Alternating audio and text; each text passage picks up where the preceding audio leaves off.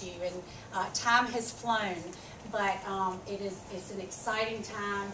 We are so thrilled with the outcome of the primary, and certainly we see this runoff, and I see this runoff as a real opportunity for us to continue to expand our base and grow our support throughout the district. Tonight, I want to share with you my 4 priorities, my roadmap for a better America.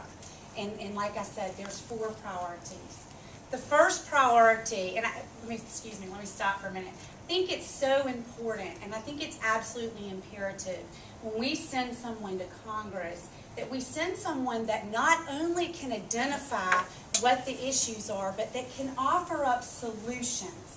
We need solutions for what we can get, so we can get our country back on track, conservative solutions. So priority 1, jobs. We need to unleash the private sector so we can grow the economy and get the 2nd District back to work.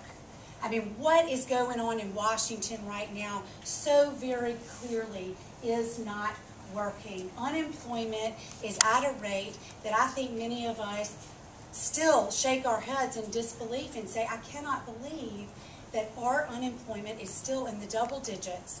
And what the administration is putting forth as a solution clearly is not helping. Jobs, jobs, jobs is absolutely the #1 priority in getting our country back on track. And I have a proven conservative record in Montgomery of supporting conservative change in order to continue to put money back into the hands of the people who are in a position to create those jobs. In 2008 alone, in 2008 alone, I went up against 5 tax increases, which would absolutely hurt our local economy in Montgomery.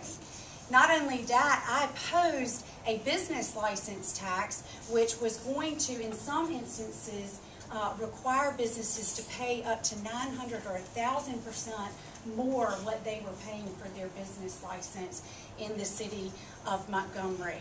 It's with this strong leadership on the Montgomery City Council and a commonsensical approach that we've got to get money back into the hands of those who have the ability to create jobs. It's common sense, and I would like to take that same common sense to Washington so that we can reduce spending, lower taxes.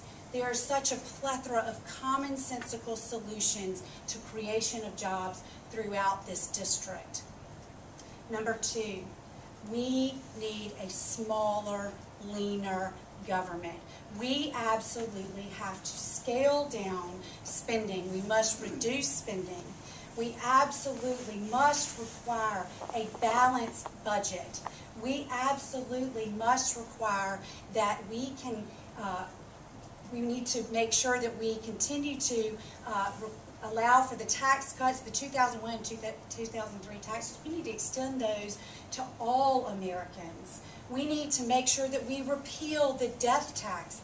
All of these things can be put in place in order for a smaller, leaner government. That is what we should require. You and I are tightening our belts every single day in our homes, and we absolutely must require that same sort of action from our federal government. Washington is broken. That's number 3. We must fix it. We absolutely should require accountability and transparency in all ways, shape, or form in our government. And I'm happy to say, as a Montgomery City Council person with her home telephone number in the phone book, nobody understands constituent services and accountability quite like that. And I would like, again, to take that same commonsensical approach to Washington in order to best represent you in a transparent and accountable way. We need to restore the public trust back into our government. We need a stronger America, both abroad and at home. Right here in Alabama's 2nd Congressional District, we have 2 of the finest military installations in the world. We have, of course, Fort Rucker and Maxwell Gunter. And we need a congressman that is willing to stand up and fight for our bases. We need to maintain these military installations as the tip of the spear in our warfighting machine. And let's all be honest right now. What's happening in Washington, this addiction to spending that Washington has, whereas our bases may not be under any immediate threat right now, we need to keep our eyes wide open. Because if we continue down this road of Washington is broken and their addiction to spending, I guarantee you we will be revisiting this.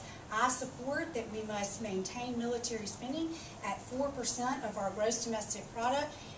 Right now and in the foreseeable future, we absolutely must make sure that our military bases have the tools, and our military has the tools and the resources that they need in order to stay strong. We need to protect our values, our traditional values right here at home. We need to make sure that we are protected against activist courts and those who want to harm our traditional values and beliefs. I believe that these solutions, and unfortunately I only have, I've got 6 minutes, I'm good, I thought it said 4. No, you have 4 left. We have, thank you, it's going up. We have lots of opportunity here right now with electing conservative leadership that understands these 4 priorities.